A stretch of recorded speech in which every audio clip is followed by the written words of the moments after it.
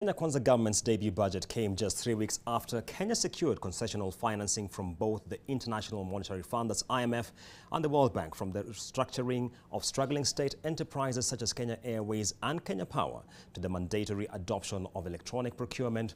Professor Njuguna Ndung'u's budget was laced with undertones of the terms and conditions attached to the financing secured from the two Bretton Woods institutions.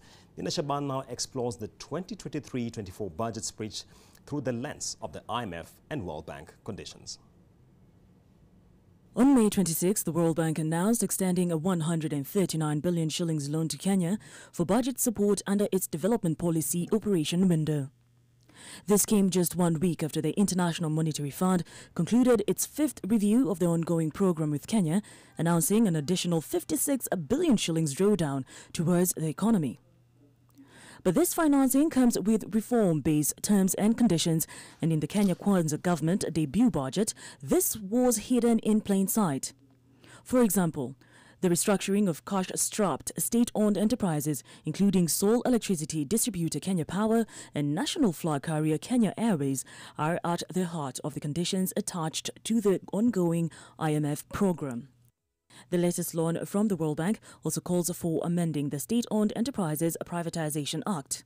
The Treasury has now laid out a reform plan for Kenya Power, which sank into a 1.1 billion shillings loss in the half-year ended December 2022.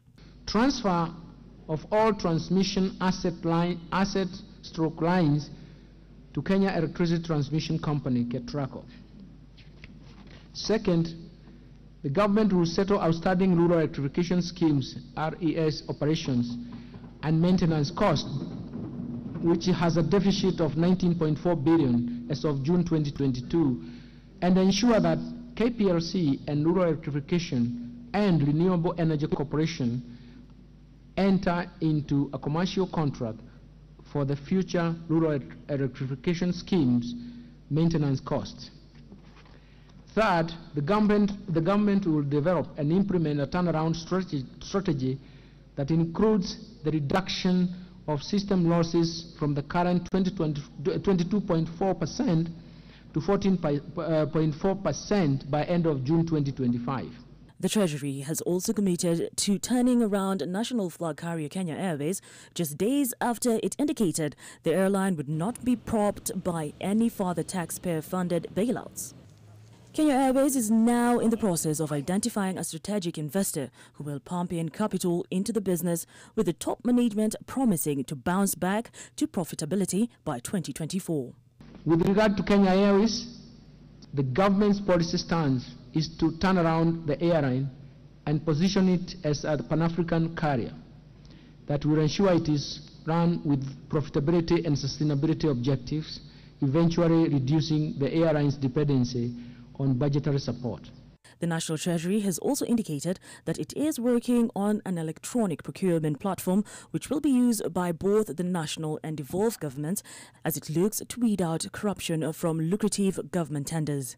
This too was part of the conditions attached to the fresh financing received from the World Bank.